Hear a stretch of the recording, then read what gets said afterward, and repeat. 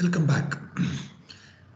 In this lecture, I'll be talking about the pointers in C by using Visual Studio Code 2019.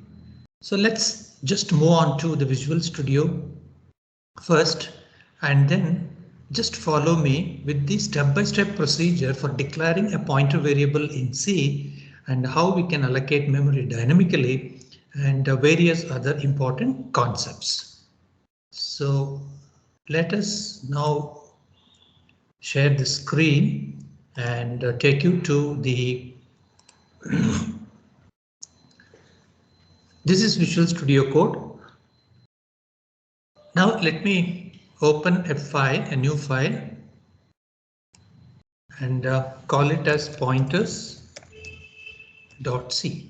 So in Visual Studio Code, you can execute programs written in many languages: C, C++, Python, Java, etc.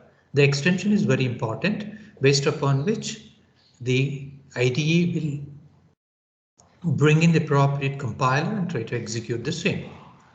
So this is my source file where I will quickly write the include file, that is stdio.h. Then we will say so return 0. Right, so let us declare a pointer variable called p. So in C language, when you declare any variable with a star prior to that, it's called as a pointer variable. What is a pointer variable? A pointer variable in C is one which points to an address. So it holds the address. P, when you reference, it gives you the address where your data is residing.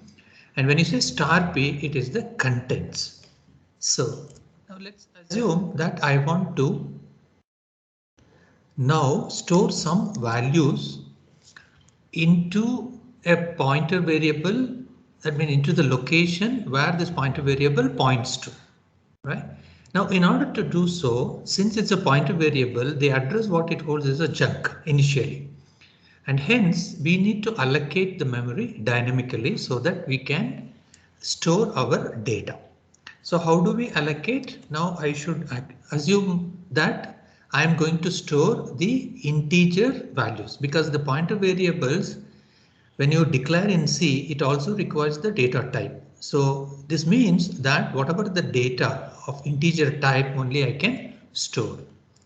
So here I would say that this, and using malloc. Okay, so for this I need to add my include file called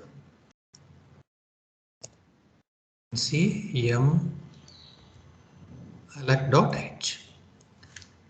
Okay, what is the syntax for malloc? It is nothing but how much memory you require. So you don't need to actually specify in numbers. You can get it through size of. Since I'm going to store one integer, so I can get the total memory required is size of one integer, because it could be 32 bits or it could be 64 bits. So that automatically the compiler will take care, and hence we will simply say size of integer. That means I am going to request the compiler that I require integer size memory so that I can store one integer value. So that's what it means. Now this is a typecasting. Now the left hand side data type should match with the memory being allocated. So it cannot be a raw memory, and hence we need to typecast it to integer pointer. So that's why int star. Now P actually points to a valid address which dynamically has been allocated by the compiler. Now I can store star P equals say 23. So that means now my pointer variable P points to an integer data, nothing but 23. Now I can check this by printing the same. Let's say data pointed by P equals %d and star P. So this should print 23 for me. So let's execute this and see what happens.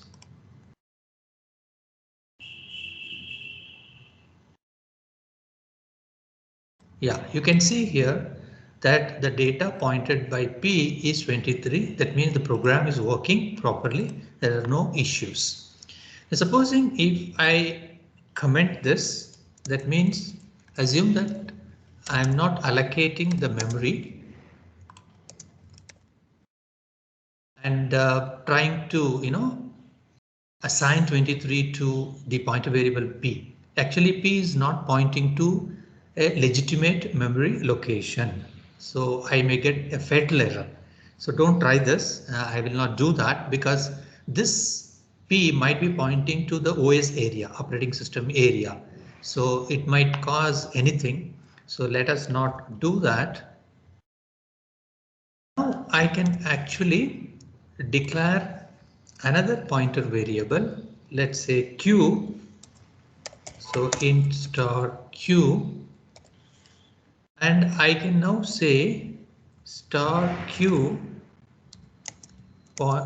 Q points to, because pointers only I'm trying.